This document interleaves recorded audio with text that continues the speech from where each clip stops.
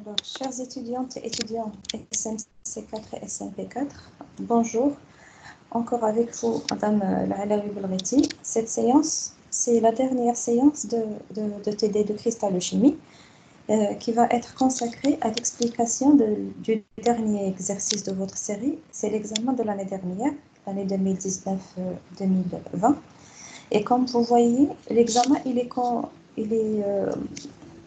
divisé en deux parties, la partie grand A et la partie grand B. Et je vous conseille à chaque fois, que ce soit l'examen de cristallochimie ou autre chose, il faut toujours lire l'examen en entier avant de commencer à répondre aux questions. D'accord? Et là, si vous lisez par exemple la partie grand A et vous avez des problèmes, allez à la partie grand B, parce que ce sont deux parties séparées qui n'ont rien à voir l'une avec l'autre. Vous pouvez répondre, par exemple, commencer par A ou vous pouvez commencer par B. La partie A ne va pas influencer. Par exemple, si je ne sais pas résoudre la première partie, je vais à la deuxième partie. Il faut juste ne pas baisser les bras. Il faut toujours essayer de lire la totalité pour pouvoir savoir comment se comporter avec l'examen. Alors, je vais regarder les questions. Donc, la partie grand A, elle concerne le germanium. Il cristallise dans une structure type diamant avec un paramètre de maille A égal à 566 picomètres. Alors, la première question, c'est représenter la maille en perspective. Vous voyez, donc c'est pourquoi je vous dis toujours, s'il vous plaît, lisez bien et révisez bien vos leçons. Parce que pour un étudiant qui ne connaît pas cette structure, type diamant, il ne peut pas aller plus loin. Ça y est, pour lui, ça y est, c'est le blocage, c'est la panique, ça y est, il dit, voilà, j'ai perdu l'examen. Peut-être qu'il ne va même pas lire la partie grande B et savoir qu'il peut avoir au moins l'autre moitié de l'examen. Donc, il faut connaître le type diamant, parce que si je connais le type diamant, je vais faire la suite. Les atomes, je vais dans le type diamant, je vais juste remplacer, et là où se trouve le carbone, je vais mettre le germanium, c'est tout. Alors, je vais aller à la partie, non, je vais aller à la partie solution, et on va voir les questions une par une. Alors, la première question, comme nous avons dit, c'est représenter la maille en perspective. La structure diamant elle est constituée d'un cubique à face centrée d'atomes de carbone, donc les sommets sont occupés et les centres des faces, et aussi des atomes de carbone qui se trouvent dans la moitié des sites tétraédriques d'un CFC. Donc pour le germanium, je vais faire la même chose. Je vais remplacer tous les atomes de carbone par les atomes de germanium. Donc, je vais mettre le germanium dans les sommets, dans les centres des faces pour constituer un CFC, puis je vais remplir la moitié des sites tétraédriques. Les sites tétraédriques, comme vous savez, ils se trouvent dans les plans 1 quart et 3 quarts. Et puisque je vais occuper, normalement, on a 4 dans 1 quart et 4 atomes dans 3 quarts. Mais puisqu'on va occuper la moitié, donc on va juste mettre 2 dans un quart et 2 dans le plan 3 quarts. Et n'oubliez pas de les mettre les plus loin possible les uns des autres. Donc ce n'est pas la peine de mettre 2 qui sont très serrés entre eux avec le gène stérique ici. Et je laisse toute cette partie vide. Donc je vais occuper cette partie-là qui est 3 quarts, 1 quart, 1 quart. Et je vais occuper ici qui est loin. Donc il n'y aura pas de problème de gène stérique. Et si je remplis cette partie-là qui est dans 1 quart, 3 quarts, 1 quart, je vais laisser 3 quarts, 1 quart en X et en Y vide. Et je vais remplir l'autre petit carré qui a les coordonnées 1 quart suivant X et 1 quart suivant Y. Comme ça, les atomes qui se trouvent en 1 quart et les atomes qui sont en 3 quarts sont les plus éloignés les unes des autres. On a l'impression qu'on a ici 2 et 2 autres qui sont croisés. C'est comme si on fait une croix. ces deux-là avec ces deux-là. Ça, c'est la représentation de la maille en perspective. Après, la deuxième question, donner la projection de cette maille sur le plan 002. Alors, la projection, il faut d'abord savoir où se trouve le plan 002. 002, ça veut dire c'est un plan. C'est un plan qui est parallèle à l'axe des X, parallèle à l'axe des Y, parce que j'ai 0, 0, mais qui coupe l'axe Z en C sur 2. D'accord? Il va couper l'axe Z en C sur 2. Donc, c'est ce plan-là qui va être le plan de projection. Alors, les atomes qui ont la cote 0, ce sont les plans qui se trouvent dans les atomes qui se trouvent dans ce plan-là. D'accord?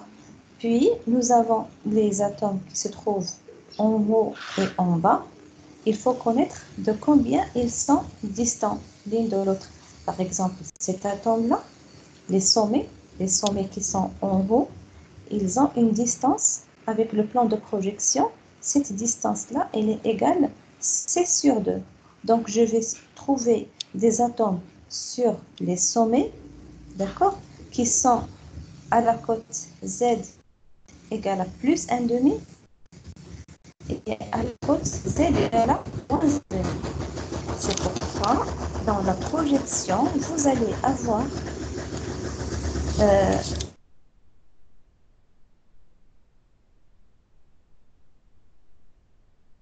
puisqu'on sait que c'est un cubique, la face, il faut qu'elle soit une face carrée avec A égale à B. D'accord? Donc, pour que ce soit une face carrée. Donc, les sommets, comme nous avons dit, il y a à la plus 1,5 et moins 1,5 dans les sommets, puisqu'ils se trouvent distants de plus 1,5 et moins 1,5 sur les sommets par rapport au plan de projection. Les atomes qui ont la cote Z égale à 0, ce sont les atomes qui se trouvent dans le plan de projection, c'est-à-dire celui-là, celui-là, celui-là, celui-là. Ils se trouvent dans le plan de projection. Donc, ils n'ont que la cote Z égale à 0. Donc, 0 ici, 0, 0, 0. C'est sur le milieu de la face. D'accord? Il est là. Alors que, qu'est-ce qu'on a oublié? Donc, nous avons mis les sommets et les centres des faces, le centre des 4 faces. Il nous reste le centre de cette face qui est en haut et le centre de la face qui est en bas. Le centre de la face qui est en haut et la distance qui le sépare du plan de projection, c'est cette distance-là qui est égale à C sur 2. Donc, c'est Z égale à plus 1,5. Et celle-là en bas, c'est aussi la distance Z égale la distance c'est C sur 2. Mais la cote, c'est Z égale à moins 1,5, puisqu'il se trouve en bas du plan de projection. Alors, c'est pour ça que vous avez ici cet atome, c'est le centre des faces. Les faces C qui sont perpendiculaires à C, donc à la cote plus 1,5 et moins 1,5. On écrit plus, moins 1,5. Donc, nous avons fini le CFC. Il nous reste maintenant les atomes qui sont dans la moitié des cycles tétraédriques. Donc, celle-là, par exemple, il est à 3 quarts de X et 1 quart de Y, mais dans le plan Y égale à 3 quarts. Y égale à seulement 1 quart.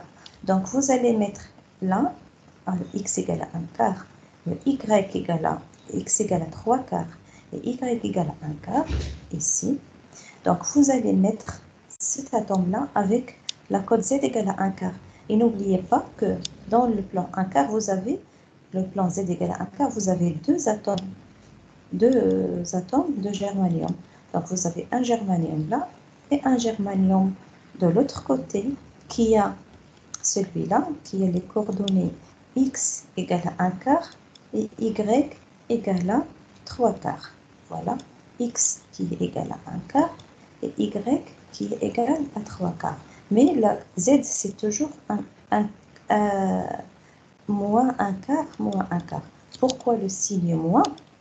Parce que cette distance-là qui le sépare du plan de projection, c'est C sur 4. Et puisqu'il se trouve, donc 1 quart, C sur 4, donc Z égale à 1 quart. Et puisqu'il se trouve en bas, on met moins. Par contre, les atomes qui sont au-dessus, en haut du plan de projection, ils sont positifs. Ces deux-là, par exemple, ils vont avoir Z positif par rapport au plan de projection. Donc, celui-là, la distance qui le sépare du plan de projection, c'est toujours C sur 4, mais en haut. Et là aussi, vous avez C sur 4, mais en haut. Donc, plus 1 quart, plus 1 quart. Donc, celui-là, il a plus 1 quart, et celui-là, plus 1 quart. Et les deux autres en bas, nous avons mis moins 1 quart, moins 1 quart. Est-ce que vous avez des questions à ce niveau-là avant de passer à l'autre question?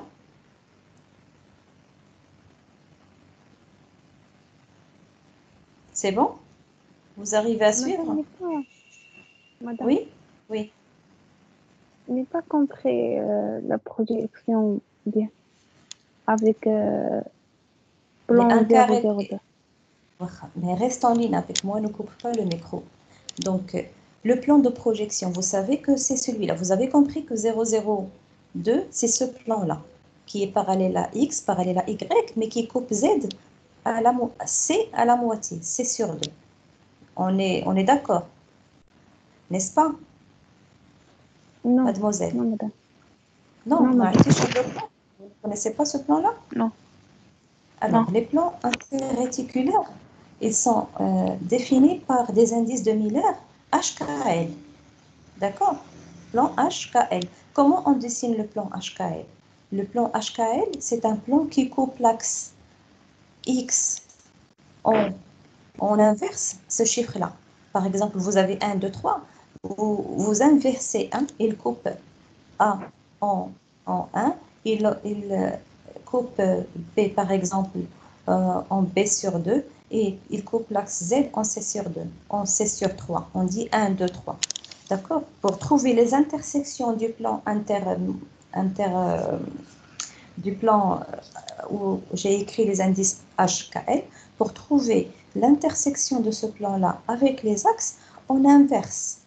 D'accord? Donc, celui-là, le plan 0, 0, 2, il va couper l'axe des X en 1 sur 0. Ou 1 sur 0, c'est quoi 1 sur 0? C'est quoi 1? C'est l'infini. C'est-à-dire, il va couper dans l'infini. C'est-à-dire, jamais il ne va le couper. On dit qu'il est parallèle à l'axe des X, puisque ici, j'ai un 0. Et il coupe, ce plan-là, il coupe B en 1 sur 0. C'est-à-dire 1 sur 0, c'est-à-dire aussi l'infini. C'est-à-dire, il ne coupe pas B. Voilà, donc on sait maintenant qu'il est parallèle. C'est un plan qui est parallèle au X, parallèle au Y. Donc, c'est un plan qui est horizontal. Il faut savoir où est-ce qu'il va couper, puisqu'il ne coupe pas X, il ne coupe pas Y, sûrement il va couper Z, n'est-ce pas? Il va couper Z. Z, il va le couper en C sur 2. Le 2, c'est-à-dire vous inversez. C sur 2. Il y en a C sur 2, C, c'est d'ici jusque-là, de ce sommet-là jusqu'à ce sommet-là. Donc, si vous dites C sur 2, c'est ici. Donc, ce plan-là, c'est un plan horizontal parallèle à X ou parallèle à Y, mais qui coupe C en 2. Donc, c'est ce plan-là. Ça fait Naya, il n'y a pas de problème. C'est bon pour le plan. Oui. D'accord, c'est très bien. Si on est d'accord que c'est ça le plan de projection, les côtes d'avant. Comment j'ai dit un quart ou plus un quart ou moins un quart? Tout ce qui se trouve en haut du plan, c'est positif. Avec le plan, il devient l'origine. Tout ce qui se trouve en haut, c'est positif. Et tout ce qui se trouve en bas, c'est négatif. D'accord? On est d'accord? Oui, madame. Vous allez prendre avec le plan, c'est l'origine. Tout ce qui est en haut, c'est positif. Tout ce qui est en bas, c'est négatif. Voilà. Je veux par exemple mettre ce point-là, cet atome. Il se trouve en haut. Quelle est la distance qui le sépare du plan de projection. C'est quoi cette distance? Un demi. Ah, très bien. Un demi. Un demi en haut. Donc, vous allez écrire plus un demi, Un la demi. projection. Très bien. Mais en bas, il y a quelque chose de négatif en bas. Le sommet, l'autre sommet. La distance qui le sépare, c'est un demi. Mais un demi en bas, mais je suis en haut. Donc, vous avez Moins un plus un demi. demi et moins un demi. Moins Ah, en un. bas. Plus un demi, Oui. moins un demi. Et voilà, on va mettre tous ces quatre-là. Donc, les sommets, il n'y a pas de problème. Vous avez compris que c'est plus un demi et moins un demi. On va voir Oui. les atomes qui sont dans le plan de projection. Donc, ils appartiennent à l'origine, donc à l'origine de notre projection. Donc, ils ne sont ni en haut ni en bas. C'est zéro, la cote zéro. Donc, celui-là, je vais lui mettre, il est là. Je lui ai mis 0. Celui-là et celui-là, 0, 0, sont là, 0, 0. Et vous avez celui qui est à droite, il est là, tanwin de 0. C'est bon? Oui. Voilà. Et comme ça, on finit. Par exemple, la face qui est en haut, cette face-là, il est en dessus, en haut. Donc, sa cote, c'est positif. Il faut juste positif, mais de combien il est en haut? Quelle est la distance qui le sépare de plan de projection? C'est sur 2. Donc, c'est un demi. Voilà, plus un demi. L'autre en bas, c'est moins un demi. Et là, le un quart. Je vais vous expliquer, par exemple, maintenant pourquoi un quart. Ici, celui-là, cet atome, quelle est la distance qui le sépare du plan de projection? Combien cette distance? Un quart. Très bien, très bien. Un quart, c'est C sur 4. Donc, C sur 4, mais puisqu'il est en bas, on va écrire moins un quart. C'est pourquoi ici, Moins j'ai quart. écrit moins un quart. Voilà, vous avez 2 dans moins un quart et 2 autres dans plus un quart. Plus un quart, plus un quart, moins un quart, moins un quart. Donc, je peux passer à la question suivante. Oui, C'est bon madame. pour la projection? C'est très bien. Oui.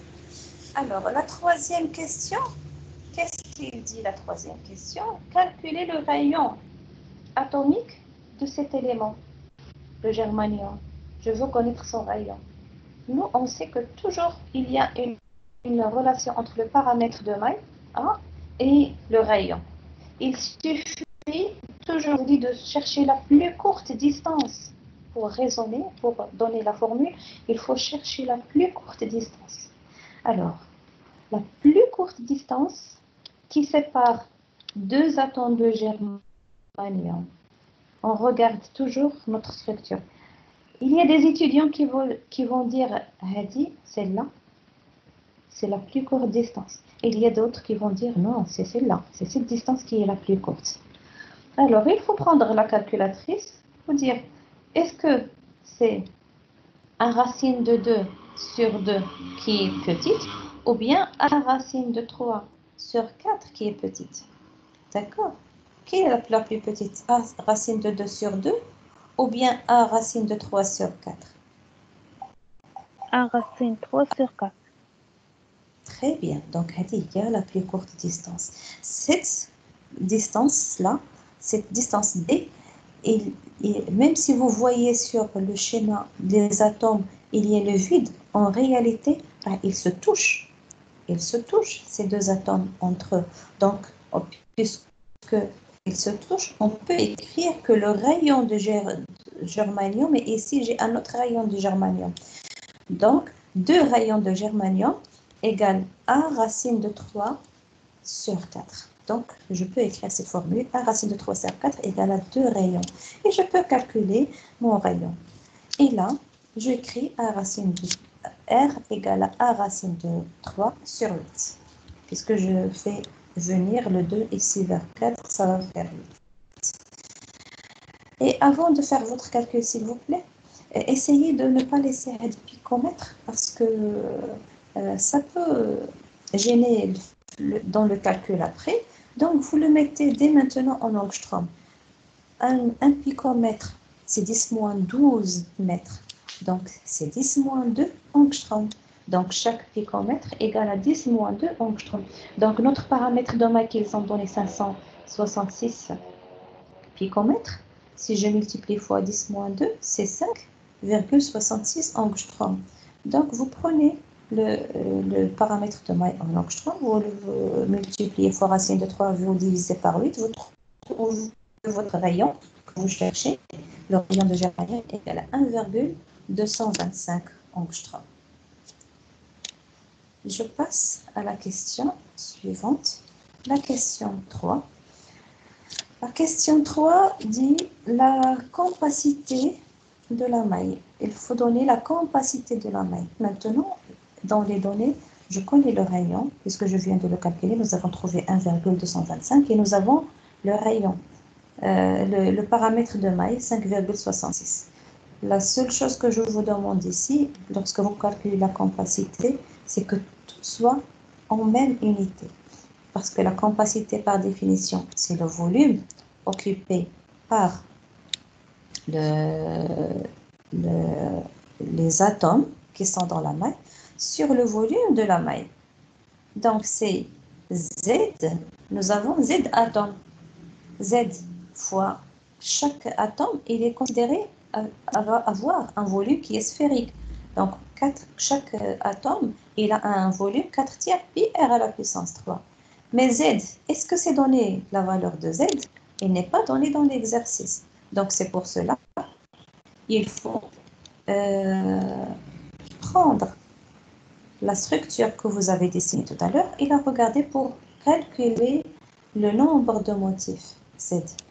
Donc, nous avons des germaniums dans les sommets, c'est 8 fois 1 huitième, plus ceux qui sont au centre, c'est-à-dire 6 fois 1 demi, plus 4, 2 dans un quart et 2 dans la cote Z égale à 3 quarts.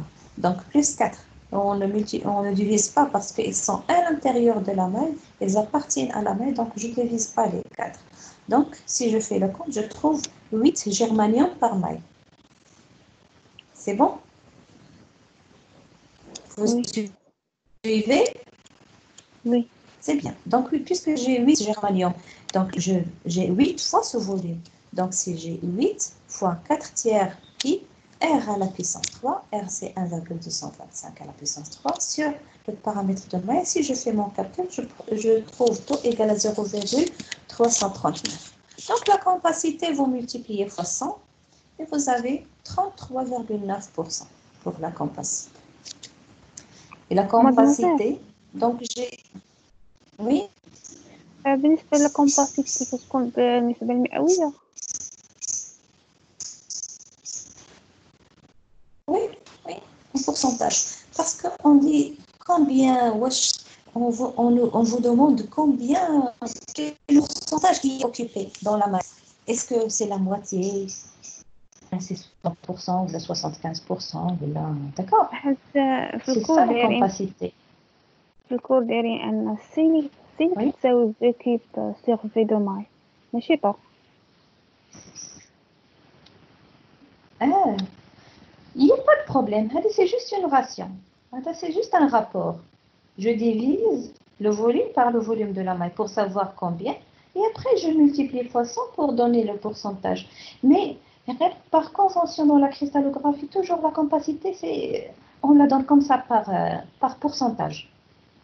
Même si vous n'avez pas écrit et si vous avez donné C directement, vous avez mis C, c'est le volume occupé par rapport au volume de la maille.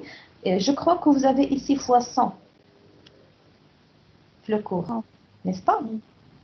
وي Non, la كايناش fois 100. دونك Donc c'est pour ça, la compacité, c'est, j'ai multiplié ça fois 100. Donc c'est sûr, dans le cours, vous avez ici, si vous avez écrit C, c'est le volume occupé par les atomes مدام sur le volume de la maille. ما كاينة غير سي Oui, oui, كتساوي parlez. في كايناش. كاينة غير طول كتساوي سي فوا 100 دايرين العكس. Donc, 100 égale à 6 fois 100. Fois 100. Oui. D'accord. De toute façon, c'est un problème de nomenclature. Pour nous, la capacité, on la donne en pourcentage. C'est ce qu'on avait fait. Peut-être que c'est une erreur de frappe. Peut-être. Mais l'essentiel, donnez votre capacité, lorsque vous finissez votre calcul, donnez votre capacité en pourcentage. Vous allez dire, voilà combien j'ai occupé dans la maille.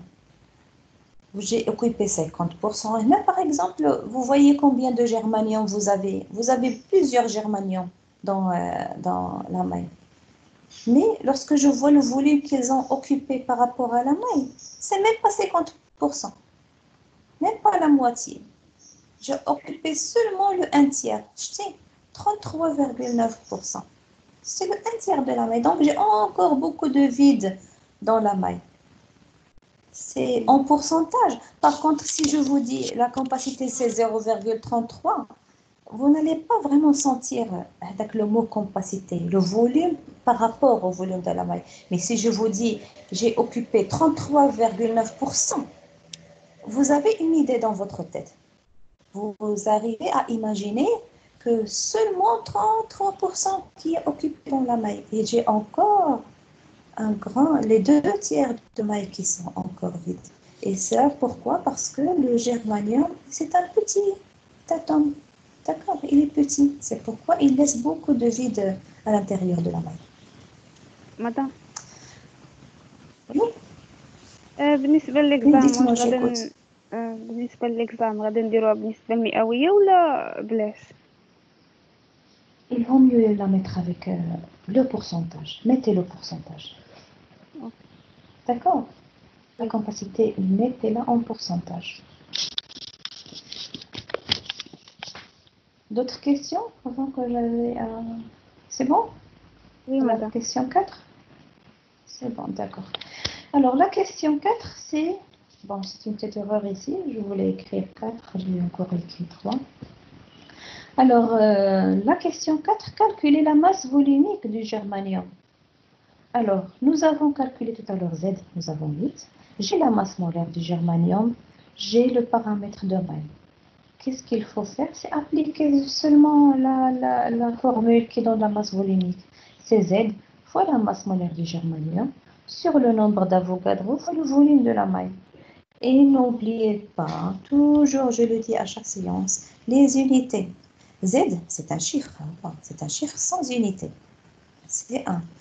Le germanium, la masse molaire, il faut la mettre en grammes par mol. Il est toujours donné en grammes par mol. Le nombre d'Avogadro, c'est 6,02 à la puissance 23. C'est en mol moins 1.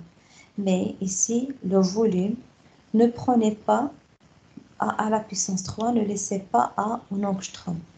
Il faut que A soit en centimètres cubes. Donc, il faut convertir de l'angstrom vers le centimètre. Il faut multiplier fois 10 à la puissance moins 8. Comme ça, si vous avez en centimètres cubes, vous allez simplifier avec mol moins 1, mol moins 1, et le résultat va être donné en grammes par centimètre cube. C'est ça l'unité de la masse volumique. Donc, vous faites 8 fois 72,64 divisé par 6,010 à la puissance 23 fois A au cube, mais cette fois 5,66 multiplié fois 10 moins 8. Comme ça, elle est en centimètres. Et maintenant, je mets le tout entre parenthèses, je mets à la puissance 3 dans la calculatrice si je ne veux pas avoir d'erreur. Comme ça, j'ai 5,497 grammes par centimètre cube. Ça, c'est la masse volumique du germanium. Alors, la question qui va venir après... Ah voilà, non, c'est bon. Là, j'ai fini la partie grand A. Je vais aller à la partie grand B. Alors, la partie grand B, on vous donne d'autres informations. Donc, je reviens vers le TV. Voilà. La partie grand B, on va vous demander de faire autre chose. Là, on va parler de la cuprite. on dit que la cuprite, c'est un oxyde de cuivre qui cristallise dans une structure cubique avec le paramètre de May 4,27 et dans lequel les oxygènes, ils vont occuper les sommets et le centre du cube. D'accord? Donc, j'ai les sommets et le centre qui sont occupés par l'oxygène. Mais le cuivre, qu'est-ce qu'il fait?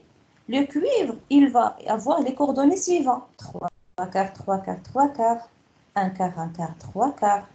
Et dans le plan Z égale à 1 quart, j'ai 1 quart, 3 quarts et 3 quarts, 1 quart. Et si vous connaissez ces coordonnées, ce sont la moitié des sites tétraédriques. Donc, apparemment, le cuivre va occuper la moitié des sites pour un CFC, ce qu'on appelle les sites tétraédriques. Maintenant, ce ne sont pas, on ne peut pas les appeler sites tétraédriques parce que l'empilement d'oxygène n'est pas un cubique à face centrée, c'est un cubique centré. Oui?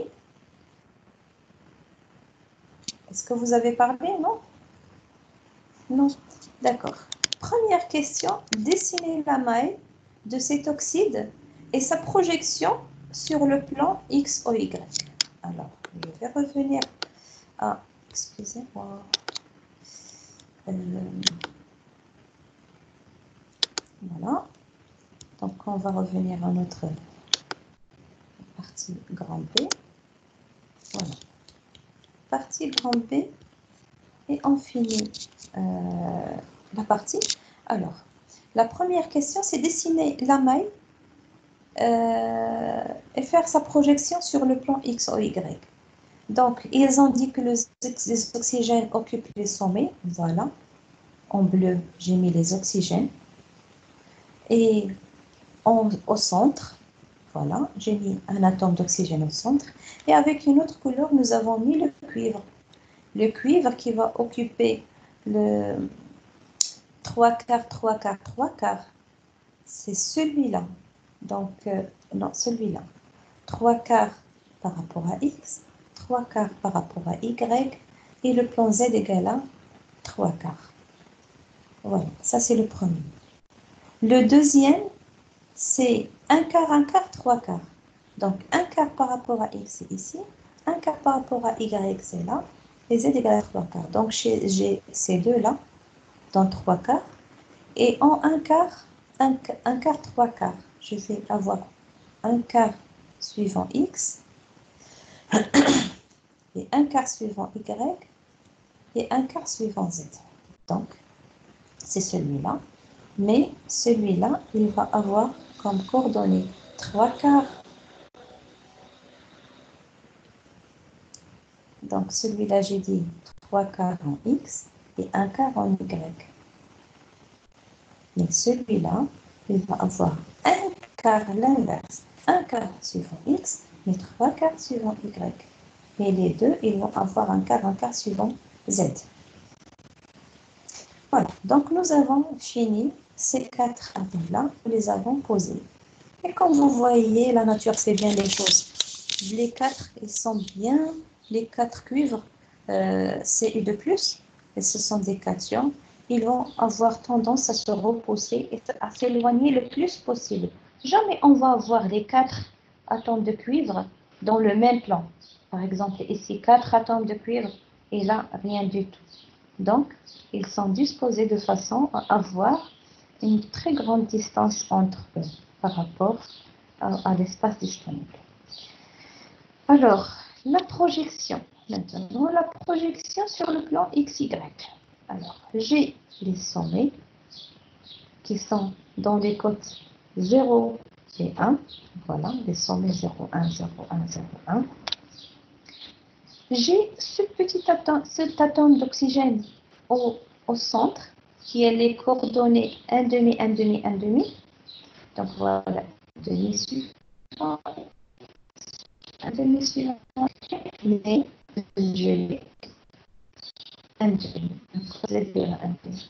J'ai ces deux-là dans la côte 3 quarts, voilà, ils sont là. Et on va mettre ces deux-là avec Z égale à 1 quart. Voilà, ils sont ici. Et nous finissons notre projection. Cette fois, la projection ne vous pose plus de problème, n'est-ce pas, mademoiselle? Oui. C'est bon? C'est la Oui. projection maintenant, puisque le plan, c'est le plan normal avec lequel on fait toujours des projections, c'est bon. La deuxième question, quelle est la formule de la prise? Et on déduire le nombre de motifs par maille. La formule. Avant de donner la formule, toujours on compte combien j'ai de cations et combien de cuivre et combien j'ai d'oxygène, les anions. Il faut que je compte. Alors, les oxygènes sont dans les sommets. Donc, 8 fois 1 huitième, plus 1 qui est là-bas au centre, donc qui n'est pas divisé. Donc, plus 1, ça va donner 2 oxygènes. Et le cuivre, nous avons 4 cuivres, Cu de plus à l'intérieur. Cu à l'intérieur, donc 4 cuivres. Donc, puisque j'ai 4 cuivres, je peux écrire au début, j'ai Cu4 O2. Mais puisque la formule n'est jamais écrite de cette façon, on factorise avec 2. Donc, ce qui fait, nous avons 2 fois Cu2O qui se répète dans la maille. Donc, 2 fois Cu2O. Ce chiffre 2, il s'appelle le nombre de motifs. Et ce qui est écrit là, Cu2, c'est ça ce qu'on appelle le motif, ou bien on l'appelle aussi la formule. Donc, la formule, c'est Cu2O. Et le nombre de motifs, Z, c'est 2. Je passe à la question numéro 3. Quelle est la coordination de l'oxygène et du cuivre dans cette structure? La coordination. Alors, la coordination, c'est quoi? La coordination, c'est le nombre des plus proches voisins. Le nombre des plus proches voisins. Alors, lorsque nous avons une structure ionique, on prend, si je parle d'un cation, je compte les anions qui l'entourent, les plus proches. Et si je prends, par exemple, un cation, je cherche les anions les plus proches. Toujours, je cherche le signe opposé. Allez, on va par exemple vers l'oxygène, celui-là.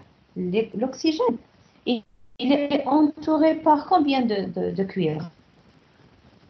Je vois 2 cuivres en haut et 2 cuivres en bas. Donc, attends, les plus proches. Vous avez dit quelque chose? Oui. Donc, oui, qu'est-ce que vous avez dit? J'ai pas entendu.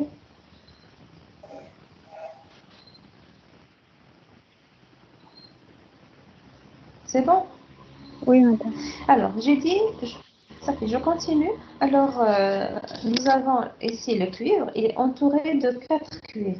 Non, de l'oxygène. L'oxygène, il est entouré de 4 cuivres, de en bas. Donc, l'oxygène se trouve dans un site tétraédrique, puisqu'il est entouré par 4. Par contre, le cuivre, il combien les plus proches oxygènes qui sont autour du cuivre. Si je regarde ici, j'ai la distance 1 racine de 3 sur 4, 1 racine de 3 sur 4. Donc, je n'ai que 2 oxygènes qui l'entourent. D'accord? Donc, je peux écrire que le cuivre est situé entre 2 oxygènes seulement. Donc, la coordination de Cu2O, c'est 2, 4. C'est-à-dire 2, c'est pour le cuivre, et 4 pour l'oxygène.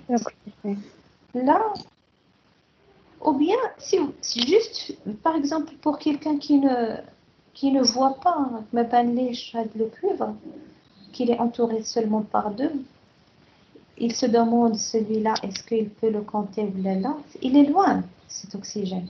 Il est loin du cuivre. Et d'ailleurs, puisque la formule c'est AB2, la formule A, A2B, c'est-à-dire que si je connais la coordination de l'oxygène, la coordination du cuivre, c'est la coordination de celui-là divisé par 2. Donc, si je vois que, par exemple, l'oxygène, il est entouré par 4 et je sais au début que la coordination de l'oxygène, c'est 4, le cuivre, je divise ce 4 par 2. Et comme ça, je peux déduire la coordination de l'autre. Donc, c'est 2 et 4. Une petite remarque, entre parenthèses, pour répondre à cette question, vous n'avez pas besoin de redessiner la maille. Moi, j'ai dessiné la maille parce que je suis passée d'une diapositive à une autre et je ne vois pas le schéma. Donc, c'est pourquoi je l'ai copié ici pour qu'on puisse le regarder ensemble.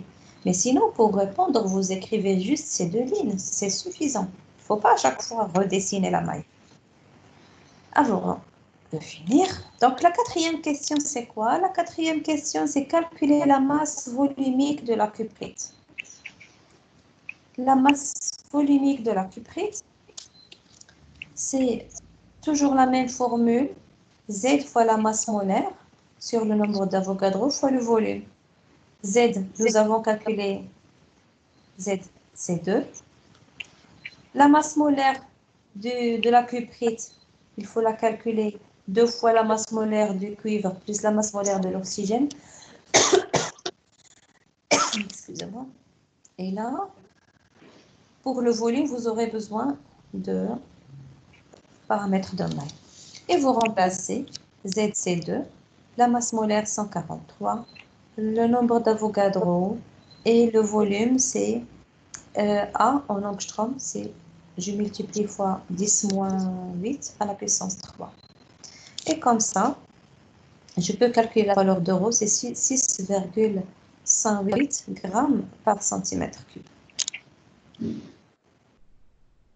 La question numéro 5 est la dernière question de cet examen, qui est calculer la plus courte distance entre cuivre et oxygène. La plus courte distance entre cuivre et oxygène.